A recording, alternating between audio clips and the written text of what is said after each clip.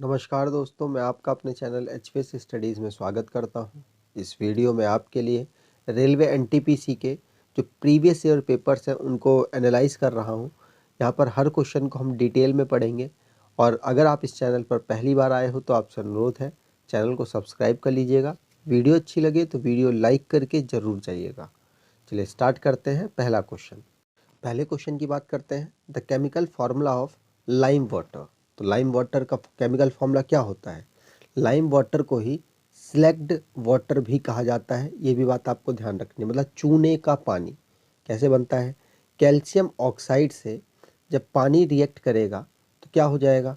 CaOH2 बन जाएगा। तो आप देख लीजिए यहाँ पर कहाँ पर CaOH2 है, तो यहाँ पर है डी ऑप्शन, यहाँ पर सही हो जाएगा। डी ऑप्शन ही क्या है? यहाँ पर लाइम वाटर है, चूने का पानी है। ठीक है, यहाँ पर बात करें तो जो ये CaO है ये क्या है? ये क्विक लाइम है। ये मतलब क्विक लाइम मतलब कि ये चूना है और जब इसमें पानी मिल जाता है तो ये क्या बन जाता है? स्लैग्ड लाइम, मतलब कि लाइम वाटर, चूने का पानी। ठीक है, फॉर्मूला होता है CaOH2।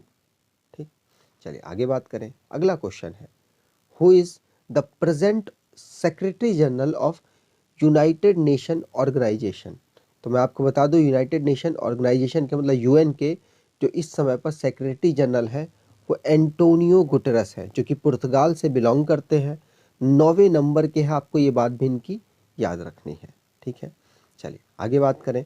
तो यहाँ पर यूनाइटेड नेशन को डेवलप कब किया गया था?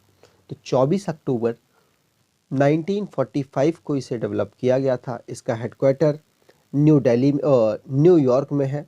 और इसके कितने कंट्री मेंबर्स हैं? तो 193 कंट्री इसके मेंबर हैं। सबसे लास्ट कंट्री कौन थी जिसने इसे ज्वाइन किया है? तो आंसर हो जाएगा साउथ सूडान ने इसे लास्ट में ज्वाइन किया है। ठीक है, आगे बात करें।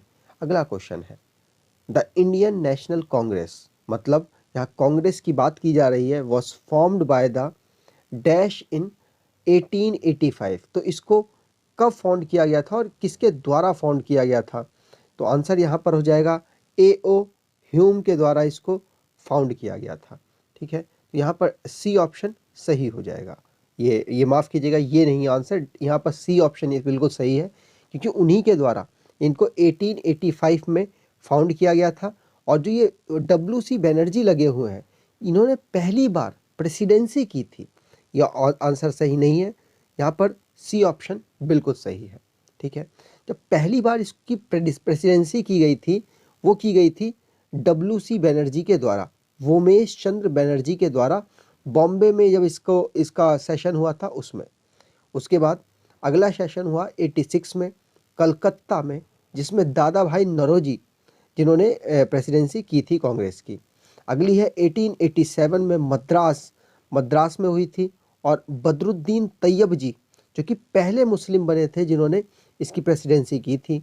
अगली है 1889 में बॉम्बे में हुई थी इसकी सेशन, और उसमें पहले इंग्लैंड, पहले मतलब भारत से जो बिलोंग नहीं करते थे, सर विलियम्स वेडनबर्ग जो कि इसकी प्रेसिडेंट बने थे, और ये पहले और आखिरी अंग्रेज थे जो कि कांग्रेस को हेड कर रहे थे उस वाले ईयर में।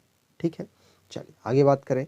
अगर आप स्टैटिक जीके की प्रॉब्लम से जूझ रहे हैं तो आप इस ई बुक को परचेज कर सकते हैं। इस ई बुक में आपके सभी टॉपिक को कवर किया हुआ है।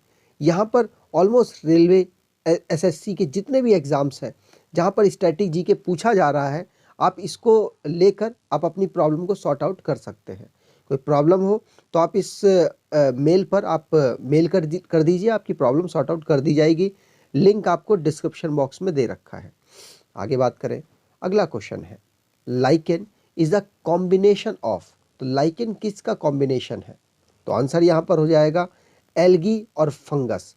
एल्गी और फंगस का कॉम्बिनेशन है लाइकन। तो यहाँ पर ए ऑप्शन बिल्कुल सही है। एल्गी जो कि प्लांट है, और फंगस मैं आपको बता दूँ अपना खाना खुद नहीं बनाता, ये क्या है? हिट्रोट्रोफ है, ये फंगस पर डिपेंड करता है। ठीक है, चलिए यहाँ पर ए ऑप्शन सही है। एल्गी क्या है?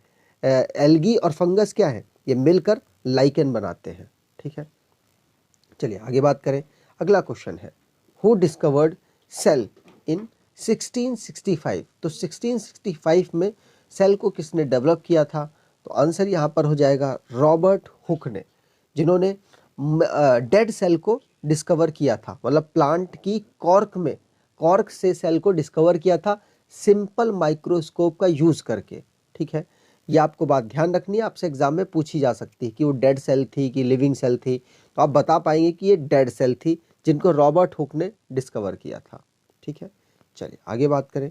अगला क्वेश्चन है, who is the considered as father of Indian constitution? तो फादर ऑफ इंडियन कॉन्स्टिट्यूशन के रूप में किसको जाना जाता है?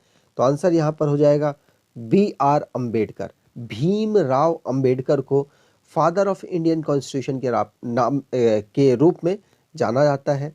और आपको बता दूं, ये स्वतंत्र भारत के पहले मिनिस्टर ऑफ लॉ और जस्टिस भी रहे हैं। ठीक है, चलिए यहाँ पर आगे बात करते हैं। अगला क्वेश्चन है, the headquarter of UNESCO is at? तो ऐसे क्वेश्चन आपको रेलवेज के एग्जाम में बहुत दिखने वाले हैं। रेलवे ग्रुप डी हो गया, रेलवे NTPC का जो CBT 2 हो गया, वहाँ पर आपको ये एग्जाम में बहुत दिखेंगे। तो आपसे अनुरोध है, आप ऐसे क्वेश्चन को ज़रूर तैयार कर लें, और चैनल पर ऐसी वीडियो भी है तो आप उसको ज़रूर देख सकते हैं। हेडक्वार्टर की वीडियो है, जिससे कि आपको बहुत मदद मिलेगी। बात करें हेडक्वार्टर ऑफ यूनेस्को कहाँ पर है, तो आंसर यहाँ पर हो जाएगा पेरिस। पेरिस में यूनेस्को का हेडक्वार्टर है, ये बात आपको ध्यान रखनी है। आगे बात करें। अगला क्वेश्चन है, which of the following country is not a member of SAARC? SAARC हो गया, बिम्स्टेक हो गया, और जितने भी जैसे SCO हो गया, SCO का एक नया मेंबर भी बना है, अब SCO में 9 मेंबर हो चुके हैं। तो ये सारी चीज़ें आपको याद रखनी, नेटो के कितने मेंबर हैं, और ये जितनी भी चीज़ें हैं, UN के कितने मेंबर हैं, आपको याद करने पड़ेंगे, एग्जाम में पूछे जाते हैं। वर्ल्ड बैंक को कितने देशों ने ज्वाइन कर रखा है, IMF को कितने देशों ने ज्वाइन कर रखा है, ये सारी चीज़ें आपके लिए बहुत इंपॉर्टेंट है, आपको ये सब पढ़नी पड़ेंगी। ठीक है, तो इनके मेंबर्स मतलब सारे तो आप याद नहीं कर सकते, लेकिन इनके काउंटिंग तो याद कर सकते हैं कि सार के इतने मेंबर, और ये SCO के इतने मेंबर, वर्ल्ड बैंक को इतने देशों ने ज्वाइन कर रखा है, तो आप उनको ज़रूर याद कर लीजिएगा, एग्जाम में पूछे जाते हैं। सार की बात करें तो सार के मेंबर यहाँ पर कौन नहीं है? तो सिंपल सी बात, चाइना ना तो सार का मेंबर है, ना बिम्स्टेक का मेंबर है। तो आपको याद रखना है, डायरेक्टली आंसर आप लगा के आगे बढ़ सकते हैं। ठीक है, तो यहाँ पर बात करें सार की, तो सार की फुल फॉर्म है south Asian association for regional corporation. ये इसकी फुल फॉर्म भी पूछी जाती है, आपको ध्यान रखना है। ठीक है, यहाँ पर बात की जाए तो इसके देशों की, तो इंडिया, अफगानिस्तान, पाकिस्तान, भूटान, नेपाल, मालदीव, श्रीलंका और बांग्लादेश, ये इसके मेंबर हैं। आपको इनके मेंबर्स भी याद रखने पड़ेंगे, एग्जाम में पूछे जाते हैं। अगर आपसे पूछा जाए कितने मेंबर हैं इनके, तो आप बताएंगे 8 मेंबर हैं इनके।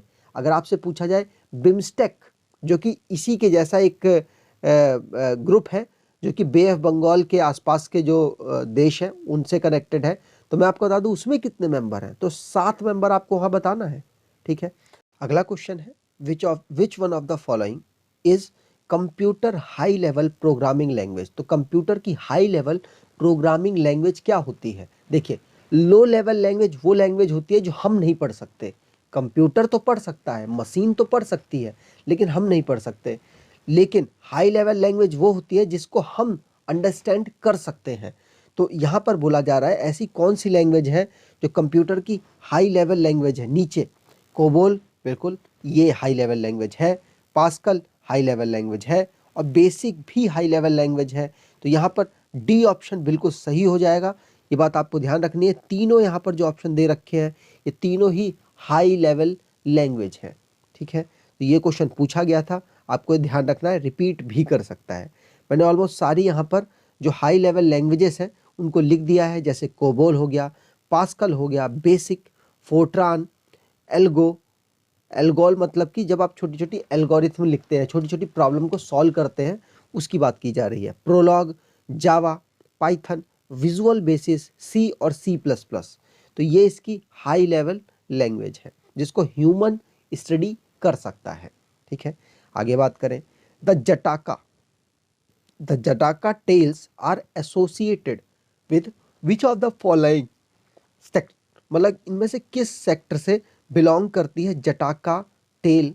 तो आपको आंसर बताना है। ये बुद्ध भगवान के जो बुद्धिज्म है उससे ये बिलोंग करती है, उसकी एक ये धार्मिक बुक है।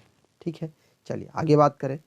यहाँ पर मैंने थोड़ा बताने की कोशिश की है बुद्ध भगवान का जन्म कहाँ हुआ था। कहाँ हुआ था? लुम्बिनी में इनका जन्म हुआ था। आपको ये बात ध्यान रखनी है। यहाँ पर यह भी पूछा जाता है इनको ज्ञान की प्राप्ति कहाँ हुई? तो बोध गया बिहार में इनको पीपल के पेड़ के नीचे इनको ज्ञान की प्राप्ति हुई थी, जिसको एनलाइटमेंट कहा जाता है। बात किया जाए पहला जो सेशन था, पहली जो सेरेमनी थी वो कहाँ पे इन्होंने ऑर्गेनाइज की, पहला उपदेश कहाँ इन्होंने दिया है? तो आंसर हो जाएगा सारनाथ में इन्होंने पहला अपना उपदेश दिया था, जिसे चक्र प्रवर्तन भी कहते हैं। उनकी मृत्यु कब हुई थी? तो कुशीनगर में इनकी मृत्यु हुई थी 483 बीसी में, और जिसे महापरिनिर्वाण कहा जाता है। ठीक है, चलिए आगे बात करें। अगला क्वेश्चन है who was the first president of India? तो इंडिया के पहले प्रेसिडेंट कौन बने हैं? तो आंसर यहाँ पर हो जाएगा डॉक्टर राजेंद्र प्रसाद, जिनको बिहार का गांधी भी कहा जाता है। इनको गांधी जी ने कहा था अजात शत्रु, जिसका कोई शत्रु ना हो।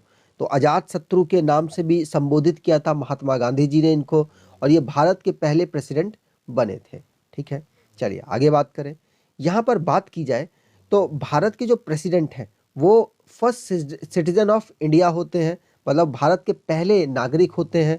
और आर्टिकल 52 में बताया गया है कि हमारे पास एक प्रेसिडेंट साहब होंगे, जो कि पार्ट 5 में इनके बारे में बताया गया है कॉन्स्टिट्यूशन में। ठीक है, बात करें भारत के जो प्रेसिडेंट साहब हैं उनको 54 आर्टिकल में उनके इलेक्शन के बारे में बताया गया है। 61 में उनके इम्पीचमेंट के बारे में, मतलब उनको कैसे निकाला जाएगा उसके बारे में बताया गया है। और 72 में किस तरीके से वो क्षमादान दे सकते हैं उसकी ताकत उनको आर्टिकल 72 में दी गई है। अगर बात करें तो जब लोकसभा और राज्यसभा का जो सेशन है उसको एक साथ बुलाया जाए, वो कौन बुलाता है? तो हमारे प्रेसिडेंट साहब बुलाते हैं। लोकसभा को कहते हैं लोअर हाउस और राज्यसभा को कहते हैं उच्च हाउस, मतलब हायर हाउस।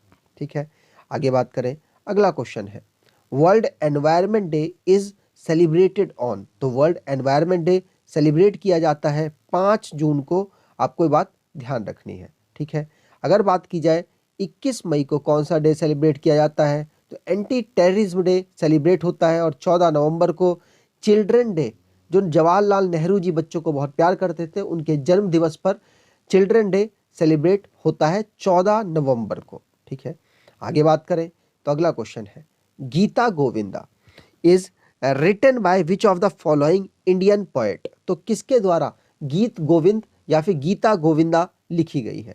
तो आंसर हो जाएगा जयदेवा के द्वारा इसको लिखा गया है। ठीक है, अगला क्वेश्चन है who is the governor of Telangana? तो आपको इस क्वेश्चन को पढ़ना नहीं होता है, इसको आप सिर्फ और सिर्फ रेगुलर करंट अफेयर पढ़ के ही, मतलब रेगुलर करंट अफेयर की वीडियोस देखकर ही आप इसको कवर कर सकते हैं। और अगर आप इस चैनल पर जो सुबह करंट अफेयर की वीडियो पढ़ती है, अगर आप उसे नहीं देख रहे हैं तो उसे देखने की रेगुलर आदत डालिए। आपको बहुत ज़्यादा बेनिफिट मिलेगा एग्जाम में, क्योंकि वहाँ पर होते सिर्फ आपको दिखेंगे कम क्वेश्चन, लेकिन बहुत ज़्यादा क्वेश्चन कवर होते हैं, क्योंकि रिवीजन के साथ साथ करीब 50 क्वेश्चन उसमें हम कवर करते हैं। तो आपको उसे ज़रूर देखना है, आपको बहुत बेनिफिट मिलेगा। और काफ़ी कम समय आपका हम लेकर वहाँ पर आपको इतने क्वेश्चंस कराते हैं। ठीक है, तो यहाँ पर तेलंगाना के इस समय पर गवर्नर कौन है? तो तमिल साई सुंदरराजन, जो ए ऑप्शन यहाँ पर दे रखा है वो सही है। विश्व भूषण हरिचंदन कहाँ के हैं? तो आपको बता दो आंध्र प्रदेश के ये इस समय पर गवर्नर है। और तो वजूभाई वाला पहले कर्नाटक के थे, लेकिन इस समय पर ये वहाँ से हटा दिए गए हैं। ठीक है, चलिए आगे बात करें। अगला क्वेश्चन है which is the first national park of India? तो इंडिया का पहला नेशनल पार्क कौन सा था? तो आंसर यहाँ पर हो जाएगा हेली नेशनल पार्क। अब कहेंगे कौन सा, यहाँ पर तो नाम नहीं दिख रहा, तो मैं आपको बता दूं कॉर्बेट नेशनल पार्क को पहले हेली नेशनल पार्क कहा जाता था। 1936 में इस पार्क को बनाया गया था, और ये भारत का पहला नेशनल पार्क था जिसको 1936 से बनाया गया। पहले इसको हेली नेशनल पार्क कहा जाता था, अब उसके बाद जिम कॉर्बेट नेशनल पार्क कहा जाने लग गया। लेकिन अभी करंट अफेयर एक आया जिसमें इसका नाम चेंज करने की बात कही गई, जो कि नाम रखा गया रामगंगा नेशनल पार्क। मतलब जिम कॉर्बेट नेशनल पार्क का नाम दोबारा से चेंज करने की बात कही गई है, जिसका नाम रखा गया है रामगंगा नेशनल पार्क, क्योंकि जो रामगंगा नदी है वो नेशनल कॉर्बेट जो कि जिम कॉर्बेट नेशनल पार्क है वहीं से होकर गुजरती है। आगे बात करें, अगला क्वेश्चन है, in which country is the international cricket council headquarter. तो आईसीसी का हेडक्वार्टर कहाँ पर है ये आपसे पूछा जा रहा है। तो मैं आपको बता दूं, आईसीसी का हेडक्वार्टर, आईसीसी बनाया गया था 1909 में, और 1909 से लेकर 2005 तक इसका हेडक्वार्टर था यूके लंदन में। लेकिन उसके बाद 2021 तक, मतलब अभी चल रहा है और चलता रहेगा, 2005 से लेकर 2021 तक इसका हेडक्वार्टर यूएई में है, और आगे चलकर भी अभी यूएई ही रहेगा, चेंज करने का कोई प्रस्ताव नहीं है। यूएई में इसका हेडक्वार्टर है, आपको बात ये ध्यान रखनी है। यूएई में कहाँ पे, तो मैं आपको बता दूं दुबई में इसका हेडक्वार्टर है, आपको ये बात ध्यान रखनी है। ठीक है, चलिए आगे बात करें। अगला क्वेश्चन है, Yukreshwar temple is located in which state in India. तो इंडिया में शुक्रेश्वर टेम्पल कहाँ पर लोकेटेड है, आपको ये बात बतानी है। तो आंसर यहाँ पर हो जाएगा, अगर आपने पढ़ नहीं रखा है तो मैं गारंटेड हूँ आप सीधे तमिलनाडु में पहुंचेंगे और आंसर लगा के आगे बढ़ जाएंगे, लेकिन आंसर आपका गलत हो जाएगा। इसका आंसर सही होगा असम। असम में शुक्रेश्वर नेशनल पार्क लोकेटेड है। ए ऑप्शन यहाँ पर बिल्कुल सही है, शुक्रेश्वर टेम्पल असम में लोकेटेड है। ये क्वेश्चन पूछा गया, आपको ध्यान रखना है। अगर आपको ये वीडियो अच्छी लगी है तो आपसे अनुरोध है, वीडियो को लाइक कर दीजिएगा, चैनल को सब्सक्राइब कर लीजिएगा, और एटलीस्ट अपने कुछ दोस्तों तक वीडियो को शेयर ज़रूर कीजिएगा। धन्यवाद।